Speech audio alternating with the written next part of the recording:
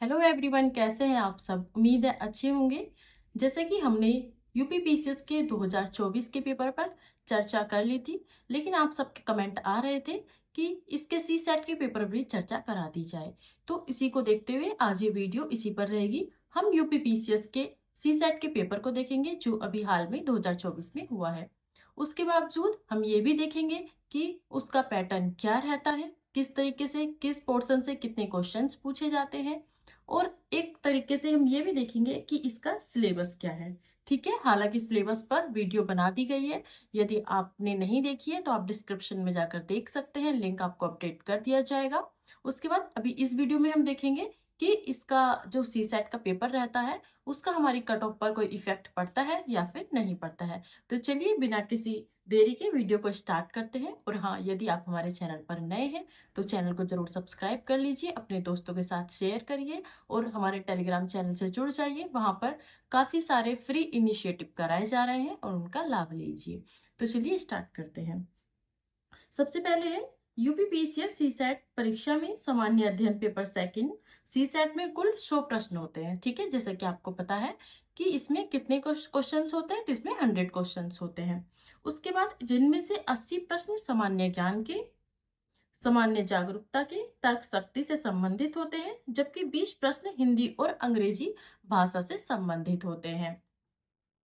उसके बाद है प्रश्नों की संख्या कुल 100 होती है। आपको बता दिया गया है सामान्य ज्ञान के होते हैं, सामान्य जागरूकता के होते हैं और तर्क शक्ति के मिलाकर के 80 क्वेश्चंस होते हैं। बाकी 20 क्वेश्चंस जो होते हैं वो क्वेश्चंस होते हैं हिंदी और अंग्रेजी के। उसके बाद देख लेते हैं कि पेपर का प्रकार क्या रहता है, किसका इसका नेचर क्या है। तो पेपर का प्रकार, यह पेपर केवल योग्यता या फिर क्वालिफाइंग प्रकृति का होता है। इसका मतलब है कि इस पेपर का कट ऑफ पर कोई इफेक्ट नहीं पड़ता है। ठीक है, इस पेपर का कट ऑफ पर कोई इफेक्ट नहीं पड़ता है, अर्थात इसमें न्यूनतम 33% अंक प्राप्त करने होते हैं। यदि आप 100 में से 33% अंक प्राप्त कर लेते हैं तो आप पास हो जाएंगे। और इसमें जो क्वेश्चन और इसके पेपर का कट ऑफ पर कोई इफेक्ट नहीं पड़ेगा। अंकों की संख्या कितनी होती है, पेपर 200 अंकों का होता है। उत्तीर्ण होने के लिए न्यूनतम अंक 66 अंक चाहिए होते हैं। उत्तीर्ण होने के लिए न्यूनतम अंक 66 अंक यानी कि 33% अंक की जरूरत होती है। ठीक है, तो अब मुझे उम्मीद है कि आपको समझ आ गया होगा। यदि इसके बाद भी आपका कोई डाउट रह जाता है इसको लेकर के कि क्या पैटर्न है, क्या इसका योगदान है सी सेट के पेपर का, तो आप हमें कमेंट में जरूर करें, टीम आपको रिप्लाई देगी। अब देख लेते हैं 2024 में पेपर किस तरीके से आया था, जिससे कि आपको एक आइडिया हो जाए कि जो हमारे आगामी एग्जाम है उनमें हमें क्या ध्यान रखना है और कौन सी गलतियां नहीं करनी है। यहाँ पे एक चीज और बता दूं, जिनका मैथ्स थोड़ा वीक है वो उसके अदर जो वेटेज है उन पे अपना फोकस करिए और मैथ्स को भी बिल्कुल इग्नोर मत करिए। क्योंकि काफी बार क्या होता है कि क्वेश्चंस का पैटर्न ऐसा आ जाता है कि आपको सभी में से थोड़ा थोड़ा क्वेश्चंस निकालना पड़ता है ताकि आप कट ऑफ क्लियर कर सके। सी सेट को आप बिल्कुल भी हल्के में ना लें। काफी बार हम जीएस के एवज में सी सेट को भूल जाते हैं और उसका फिर परिणाम हमें देखना को क्या मिलता है कि हम सी सेट में फेल हो जाते हैं और जीएस में हम पास हो जाते हैं। ठीक है, तो आपको दोनों को ही बराबर महत्व देना है। तो यहाँ पे सबसे पहले इसमें हिंदी के क्वेश्चंस दिए गए हैं, देख लेते हैं क्या है कुशासन का संधि विच्छेद क्या है। ठीक है, जो इसमें आंसर दिए गए हैं वो ऑफिशियल आंसर की के अनुसार ही आंसर दिए गए हैं। तो आप अच्छे से देख लीजिए। कुशासन का अर्थ होता है कुश प्लस आसन। ठीक है, कुश प्लस आसन। यदि आपको इसके पीवाईक्यू की, हिंदी के पीवाईक्यू की वीडियो चाहिए या फिर यदि आपको हिंदी के लिए अलग से कोई वीडियो चाहिए तो आप कमेंट कर देना। हालांकि जीएस के सभी पीवाईक्यू पर चैनल पर प्लेलिस्ट अपलोड कर दी गई है। ठीक है, सारी वीडियो अपलोड कर दी गई है जो कि प्लेलिस्ट में भी अपडेट कर दी गई है। कुशासन का संधि विच्छेद है कुश प्लस आसन।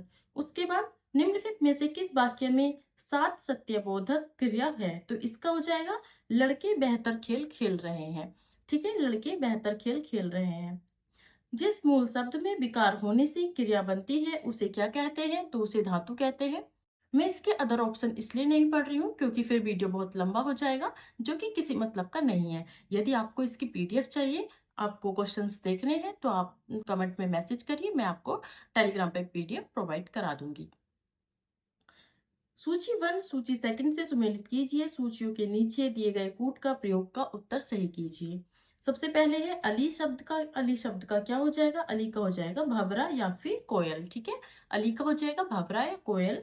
उसके बाद आली, आली का क्या हो जाएगा? सखी या पंक्ति, सखी या पंक्ति हो जाएगा। सिखी, सिखी का क्या हो जाएगा? मोर या पर्वत हो जाएगा। शेष, शेष का हो जाएगा शेषनाग या फिर बचा हुआ। ठीक है, शेष आपको पता है कि ये शेष रह गया है, मतलब ये बचा हुआ है। अगला प्रश्न है यूपीपीसीएस के क्वेश्चन का एक पैटर्न ये है कि इसमें आपको मिलान वाले काफी क्वेश्चंस देखने को मिलते हैं जिनमें हमें एक दूसरे से मैचिंग करना होता है। तो आप पढ़ते समय पैटर्न ध्यान रखिए कि आपसे इस तरह के क्वेश्चन सबसे ज्यादा पूछे जाएंगे। अगला है नदीश्वर। नदीश्वर का क्या हो जाएगा? दीर्घ संधि है। इसमें संधि पूछा गया है कि इस शब्द में कौन सी संधि है। तो नदीश्वर का हो जाएगा दीर्घ संधि।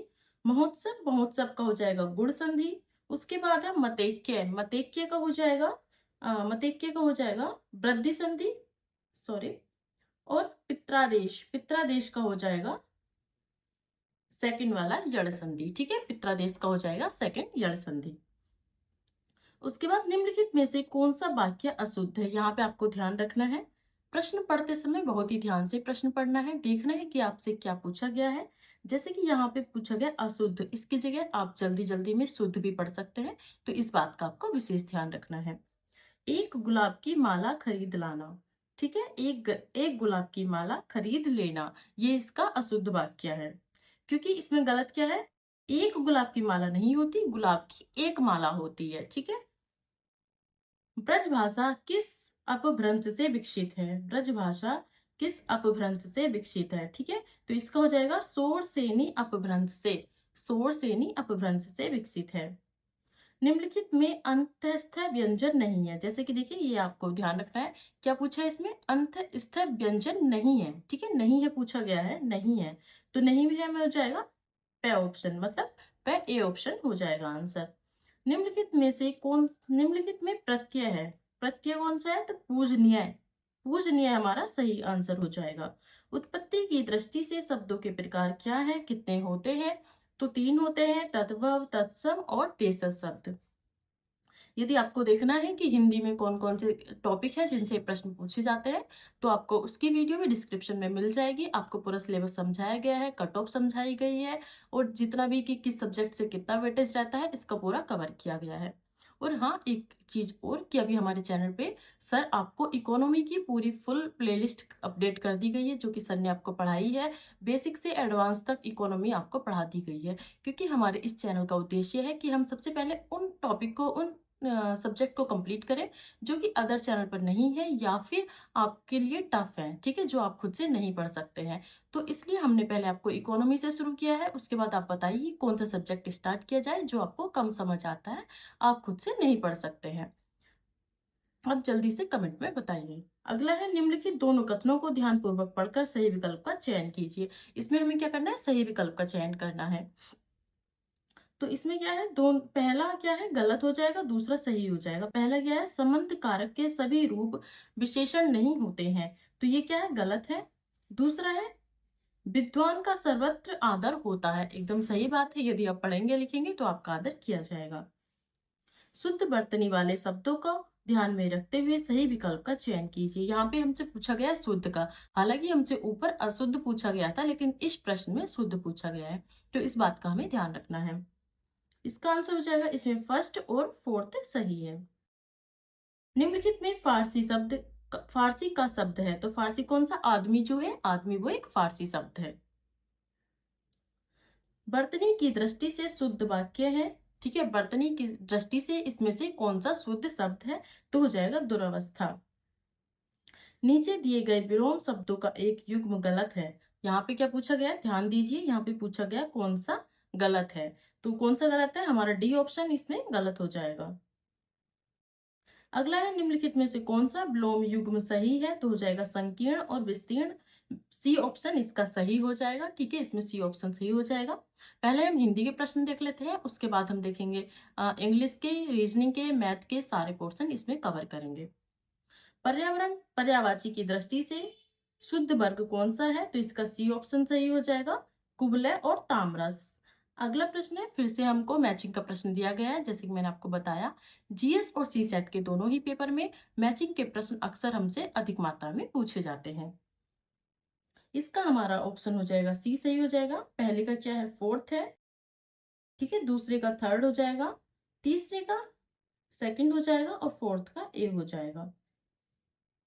अगला है, आदमी पानी का बुलबुला है। आदमी पानी का बुलबुला है, लोकोक्ति का अर्थ क्या है? तो इसका ए ऑप्शन हो जाएगा, मनुष्य जीवन नाशवान है, इसी का ये अर्थ है।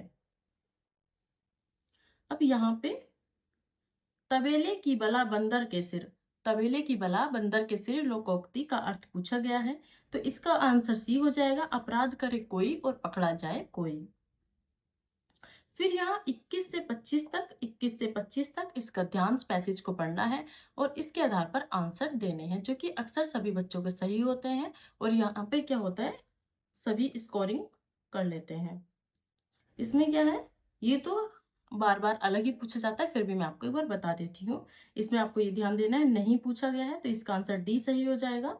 दुनिया की असली ताकत कौन होता है? जनमत की उपेक्षा करके जीने वाला आदमी। आप इसको एक बार टेलीग्राम से पेपर को ले लेना और फिर खुद से प्रैक्टिस करके देखना कि आपके अभी कितने क्वेश्चन बन रहे हैं और अभी आपको कितने इम्प्रूवमेंट की जरूरत है, कितना और स्कोर बढ़ाना है, ठीक है।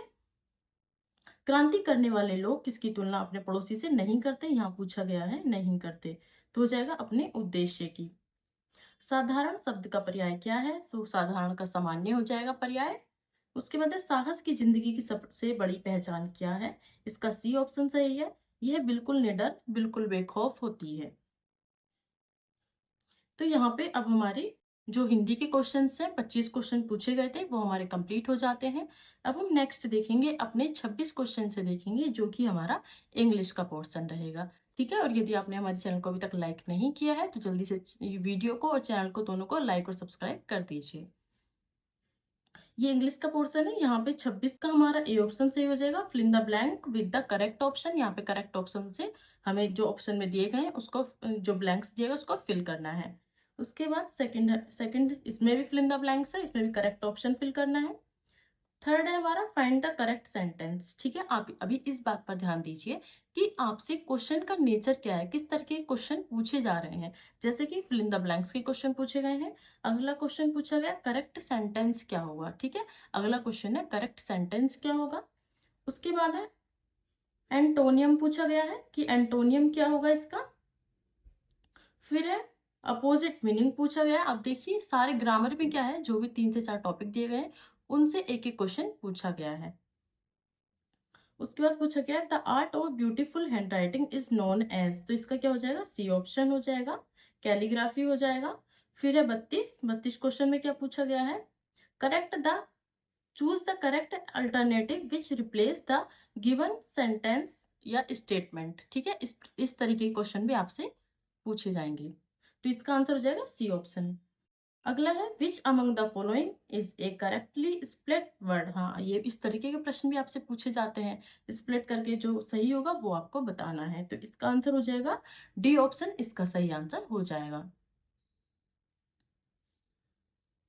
फिर है 34 में क्या है, फाइंड आउट द सिनोनियम्स। इसमें क्या पूछा गया है आपसे, सिनोनियम्स पूछा गया है। इसका आंसर हो जाएगा ए ऑप्शन, इसका करेक्ट आंसर होगा। Which of the following the correct passive form of the following, इसमें क्या पूछा गया, जो हम एक्टिव पैसिव पढ़ते हैं उसका इसमें पैसिव पूछा गया है। इसका करेक्ट ऑप्शन डी हो जाएगा।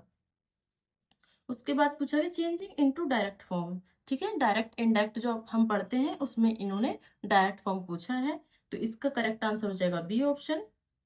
Choose the correct option to find out the meaning of the idiom give below, ठीक है। इसमें ये आइडियम पूछा गया है, इसका करेक्ट ऑप्शन डी हो जाएगा।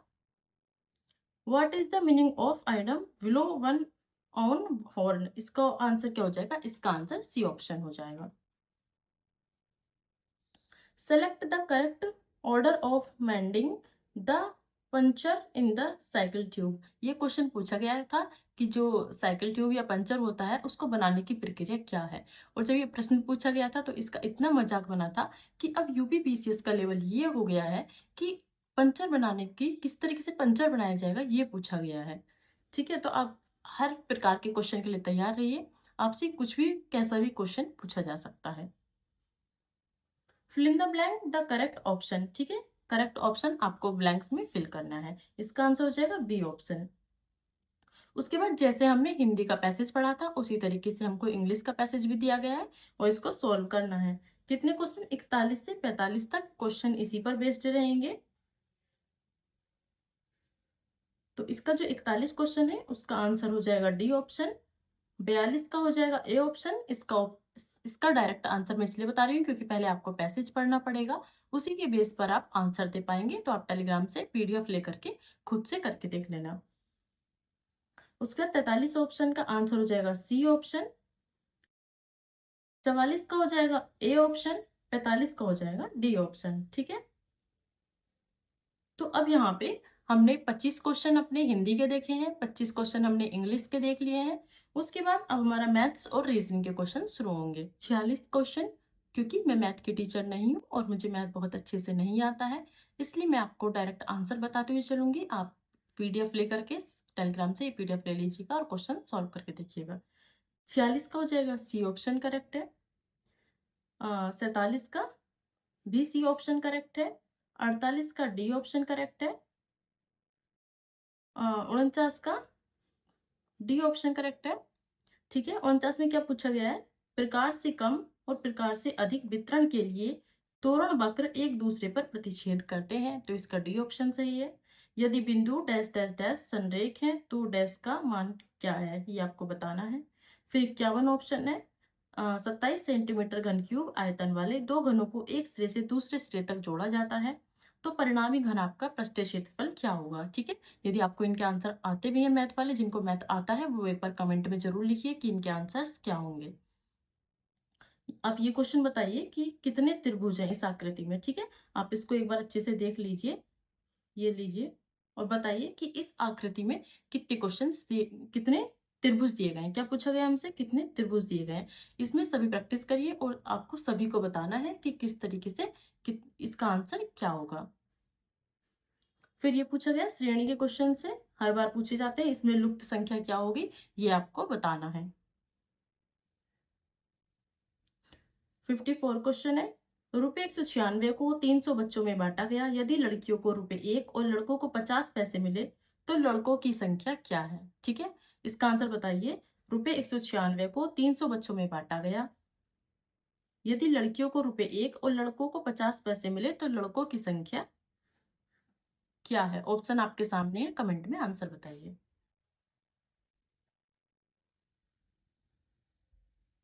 अगला प्रश्न है, निम्नलिखित बहुपदों में से किसके गुणखंड x-4 और 2x-1 है, ठीक है। तो ये ऑप्शन दिए गए हैं, आप इसे सॉल्व करके देखिए कि क्या आपका आंसर आता है।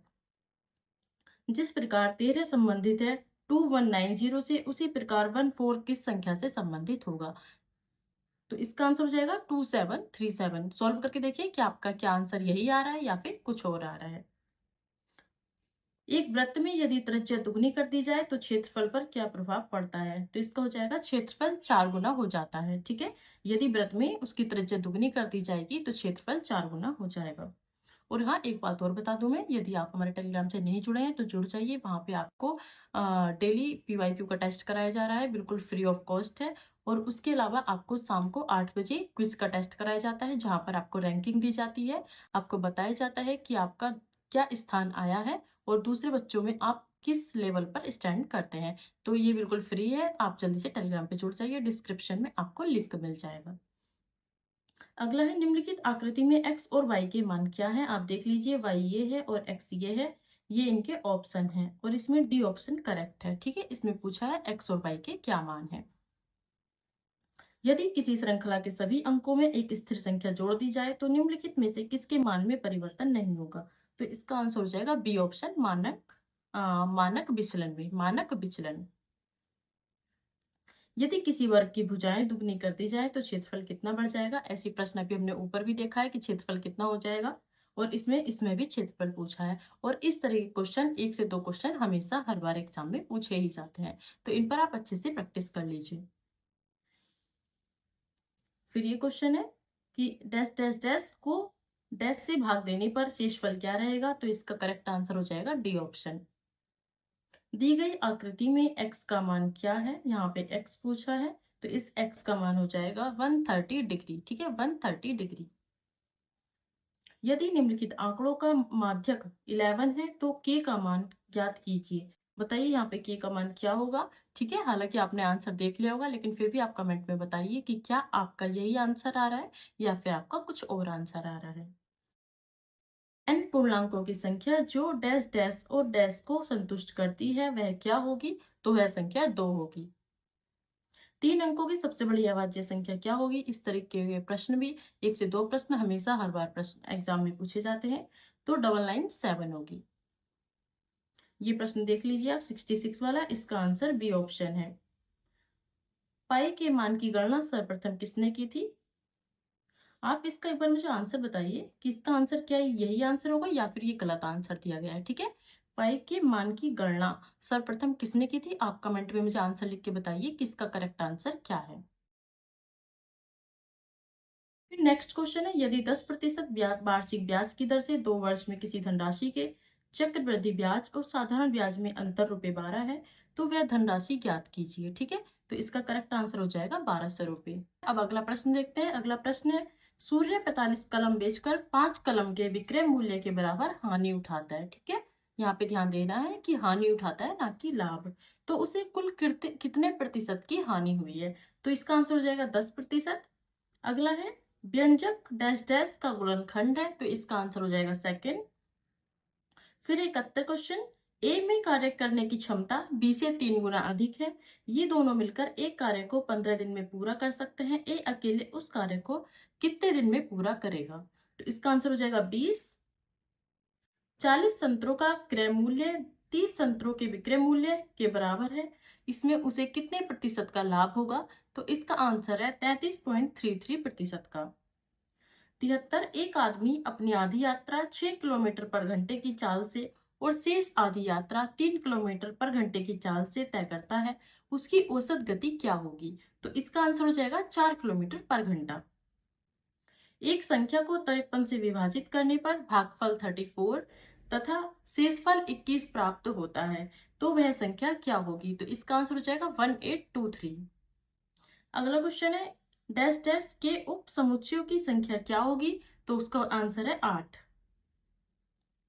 यहाँ पर हमारे मैथ के प्रश्न समाप्त हो जाते हैं। अब हम अपने नेक्स्ट टॉपिक की तरफ बढ़ेंगे।